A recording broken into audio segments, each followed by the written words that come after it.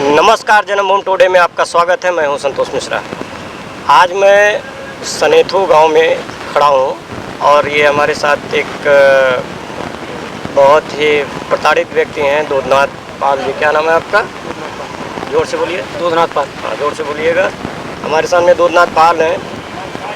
जहाँ पर योगी सरकार शासन प्रशासन को लेके, कानून को लेके इतने सख्त हैं, वहाँ पे पूरा कलंदर थाना का ही मैटर है। जी हाँ, आपको पता होगा, अभी विगत आपको मैं बताता चलूँ कि जिस कानून को दायरे में लेकर योगी सरकार ने पूरा कलंदर थाने को एक लाइन से जितने भी वहाँ के अधिकारी थे सस्पेंड किए, उसी थाने की बात है।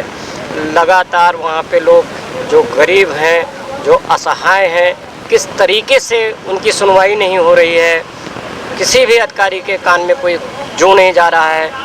वहाँ की एक ऐसे ही दर्द भरी दास्तां मैं इनसे मैं जानने का प्रयास कर रहा हूँ कि ऐसा क्या मामला है कि जो इतने भावुक होके, परेशान होके अपनी बातों को इस तरीके से लोगों के बीच में रख लें, लेकिन इनकी कहीं सुनवाई नहीं हो रही है।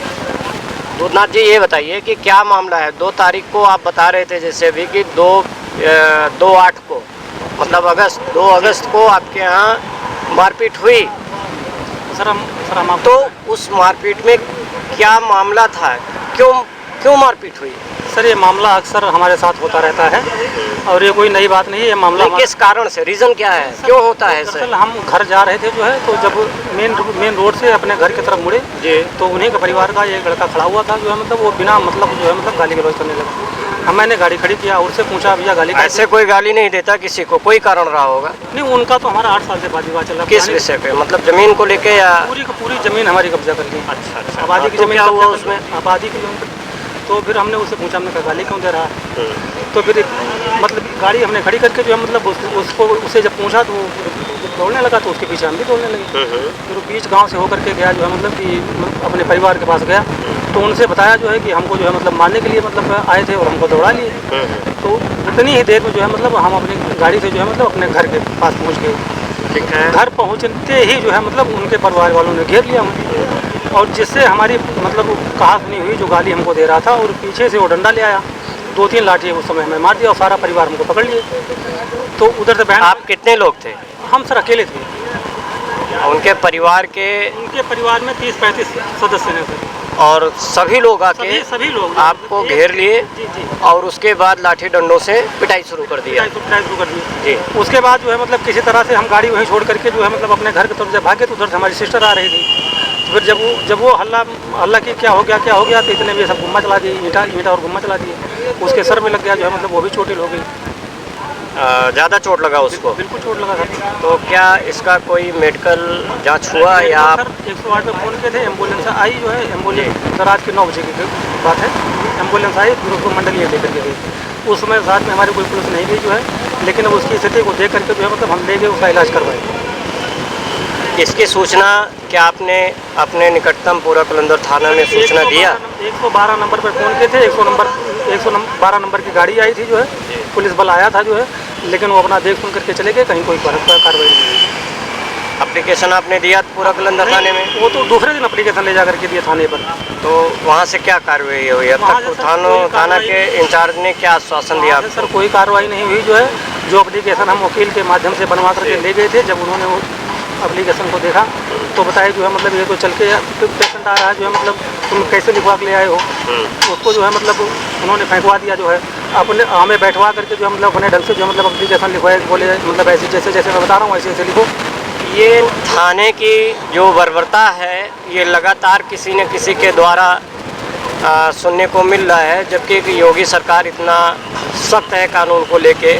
ये बता रहे हैं कि जो वकील साहब के माध्यम से, चूँकि इतने पढ़े लिखे नहीं हैं, गरीब परिवार से हैं, अपना लघु उद्योग चलाते हैं, अपना जीवन पेट पालते हैं, किसी तरीके से परिवार चला रहे हैं, तो ये पढ़े लिखे नहीं हैं। किसी वकील के माध्यम से जो एप्लीकेशन इन्होंने लिखाया था, उसको थाने के जो इंचार्ज हैं उसको कूड़ेदान में, बता रहे हैं कि उसको कूड़ेदान में डलवा दिए, और उसके बाद डांट के इनसे कहे कि जो मैं बोल रहा हूँ उसको लिखिए। उस पर दस्तखत करवाया था उन्होंने।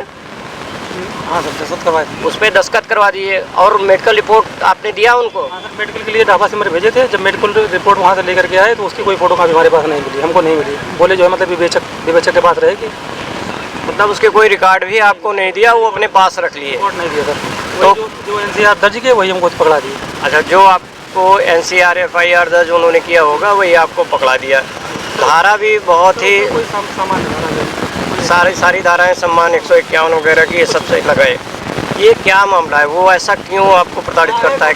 कितनी बार, क्यों बार बार झगड़ा करता है? कितनी बार आपसे विवाद हो चुका है? इसका हमारा 8 साल से विवाद है। इसके पहले 2016-17 में भी जो है मतलब 2016-17 से विवाद चल रहा है। जी।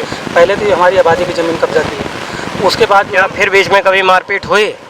मारपीट सर ये बताते रहे हैं, आज 6-7 साल से हमारा इनका चल रहा है। मतलब हम तो हमारे घर पे कोई रहता नहीं है सर। हमारे एक बुजुर्ग पिताजी हैं, एक बहन हमारी रहती है, बाकी हम लोग कोई घर पर नहीं रहते हैं। ये लोग जैसे मारपीट किए और दोबारा सर, आपने इनका मकसद कुछ नहीं है। इनका मकसद सिर्फ यही है कि मतलब इनकी जगह ज़मीन कब्जा कर लो बस। और कब्जा करने में भी क्या कामयाब हो उधर से भी कोई धारा आपके ऊपर लगवाई गई? उधर से सर 4 SC/ST का मुकदमा दर्ज करवा चुके हैं। 4 SC/ST एक्ट का मुकदमा अगली पार्टी ने आपकी ज़मीन को भी कब्जा कर रखा है और लगवा रखा है। ज़मीन कब्जा रास्ता तक बंद कर दिए सर। इनका कहने का मतलब कि वो SC का पूरा फ़ायदा ST का ले रहे हैं। और क्या कह रहे थे आपकी वो पैसा वगैरह कैसे, क्या मामला था? अरे सर, एक मुकदमा दर्ज करवाते हैं उनको 75,000 रुपये मिलता है। जो है मतलब 4 मुकदमा दर्ज करवाए 3 लाख रुपये पाए हैं सर। अच्छा, बिल्कुल। बीच में कमेंट वगैरह भी करते हैं, आप जैसे बता रहे थे कि वो सर आपको नुकसान होगा, मुझे तो फायदा ही होगा, ऐसा बिल्कुल क्या सर, था? फायदा है। जो जब फायदा नहीं होता सर इतना मुकदमा तो करते हैं इसको यहाँ। कौन कहता था? इसको ये बात कौन कहता? अभी जैसे आपने सर, बताया। हाँ, दिनेश